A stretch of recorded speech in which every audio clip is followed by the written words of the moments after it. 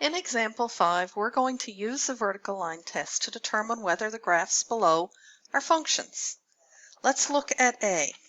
If I take a vertical line and draw a vertical line on that graph, no matter where I draw that line, it will only touch the graph in one spot. So this one is a function because it touches one point.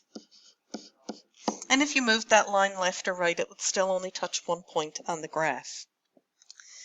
If we look at the graph for B, when I draw a vertical line, I can see that it touches more than once. It touches at the bottom and it touches at the top.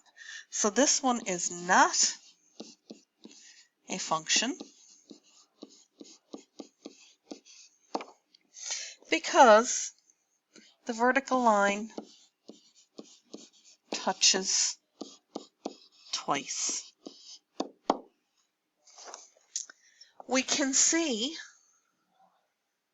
that all functions are relations because a relation associates elements of one set with elements of another set, but not all relations are functions because a function is a special type of relation in which each element in the domain is matched with exactly one element in the range.